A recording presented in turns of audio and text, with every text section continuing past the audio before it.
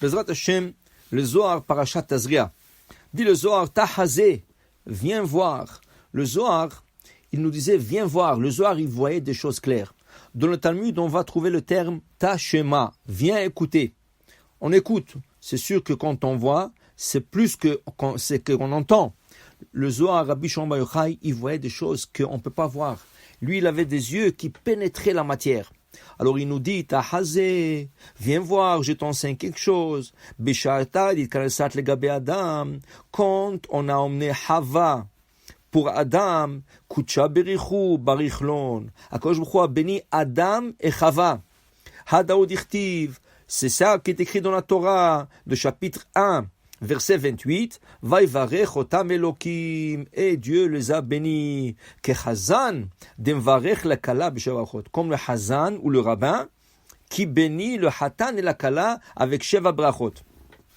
De là, nous dit la Gemara que kala,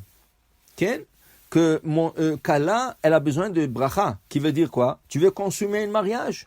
Avant de consommer un fruit, qu'est-ce que tu fais? Tu fais un bracha. Boré pri ha'etz, boré pri adama, chacun a bidvaro. Alors pour une femme aussi, avant de consommer son mariage, il y a une bracha. Quelle est la bracha? Pas une bracha, boré pri adama, mezonot, ha'etz. Non, sheva berachot. Il y a 7 bénédictions pour la kala. La Gemara compare quelque chose. On est avant la période de Pesach. La Gemara dit, c'est lui qui mange la matzah veille de Pesach, c'est comme s'il a consommé son mariage sans le sheva brachot. Tellement c'est grave. C'est sûr qu'il y a plusieurs coutumes. Il y en a qui ne mangent pas la matzah depuis Purim déjà 1 mois. Il y en a qui ne mangent pas la dernière semaine. Et la halacha, elle exige seulement la veille de Pesach. On n'a pas le droit de manger la vraie matzah. Tu peux manger la egg matzah. Egg matzah, c'est pas une vraie matzah, c'est une matzah sucrée. Et la bracha, c'est mezonot toute l'année. Pour tout le monde, Ashkenaz et Sefarad. Mais la vraie matzah, qui est la matzah shmura, tu n'as pas le droit de manger Erev Pesach.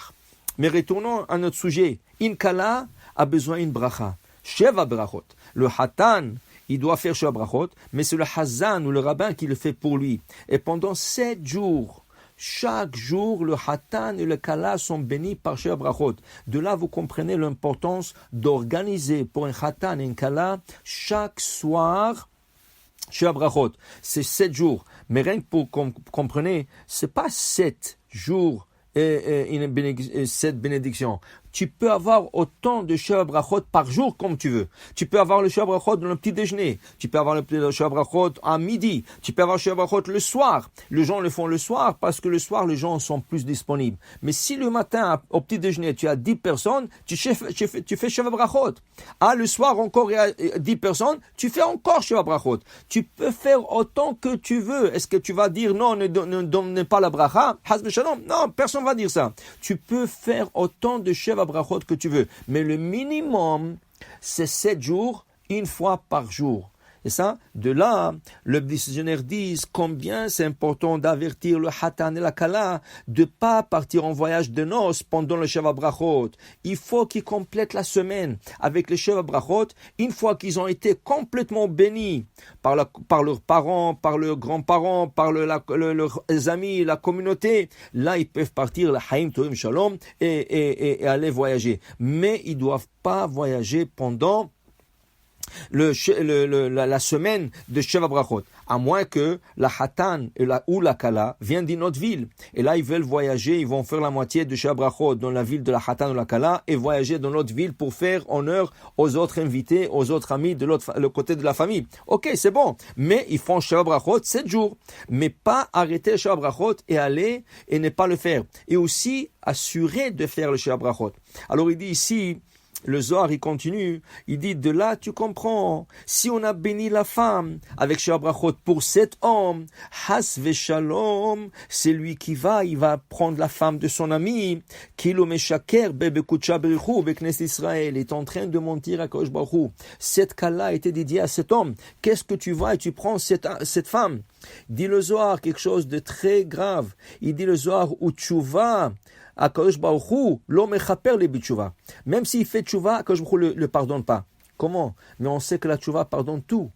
Tout la tchouva. Il dit de Zohar non. Ou tchouva talia adistalek ma'alma. cette tchouva qu'il fait, il doit faire tchouva. Il est obligé de faire la tchouva pour le péché qu'il a fait. Mais cette tchouva, elle est suspendue dans le ciel jusqu'au jour qu'il quitte ce monde. Il n'est pas pardonné jusqu'au jour qu'il quitte ce monde. Une fois qu'il a quitté ce monde, là, il sera pardonné. Adaoudirtiv. C'est là qu'il dit le prophète Yeshaya.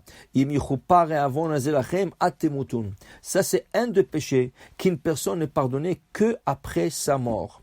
Il y a des péchés que la tchouva, elle est suspendue jusqu'au jour de la mort. Par exemple, Chilul Hashem. Si quelqu'un a profané l'Hachem devant les deux juifs ou devant des goy, Haz Veshalom, il fait tchouva. Mais Haz Veshalom, il n'est pas accepté sa tchouva jusqu'à le jour qu'il quitte ce monde. Le jour qu'il quitte ce monde, c'est là qu'il est pardonné. Alors pour dire Haz Veshalom, mais Shaker Beknest Israël, il pourra prendre la femme de l'autre. Ça, c'est quelque chose de très grave.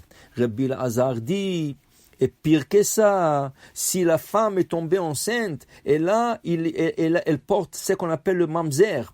Qu'est-ce que c'est mamzer? Une femme mariée avec quelqu'un qui va avec quelqu'un d'autre. Et les mamzer, pourquoi? C'est grave. Parce que parce que tu as forcé Akadosh Baruch Hu de créer maintenant un bébé. Le bébé, qui c'est qui le crée? C'est Akadosh Baruch Hu. Mais tu forces Akadosh Baruch Hu. Ça veut dire forcer Akadosh Baruch Hu. Akadosh Baruch Hu, il marche avec le teva, la nature. Oui, mais Akadosh Baruch Hu n'arrête pas la nature. Il laisse la nature continuer, mais cette nature du monde, qu'est-ce qu'elle fait? Elle est en train de créer un bébé qui est créé contre la volonté d'Hachem. C'est comme la Gemara nous explique qu'on n'a pas le droit de greffer deux fruits différents. Et quand tu greffes, tu crées un nouveau fruit. Alors tu crées quelque chose qu'Akadosh Baruch Hu ne voulait pas créer. Akadosh Baruch Hu pouvait le créer, mais il ne voulait pas le créer. Et tu forces Akadosh Baruch Hu de le créer. Alors c'est pour ça que c'est un péché de greffer. Mais une fois ça a été créé, c'est fini. Alors on peut faire même la bracha, et même chez Chianu. Mais l'initial a été contre la volonté d'Akadosh Baruch Hu. Alors il dit ici, Haz Veshalom, de ne pas forcer Akadosh Baruch Hu de créer de mamzerim. Pour dire que tellement c'est grave et prendre la femme de l'autre. Et en plus de ça, on a appris que tellement c'est important que le Hatan ve la Kala soient bénis par Sheva Berachot. Baruch Adonai le'olam. Amen ve Amen.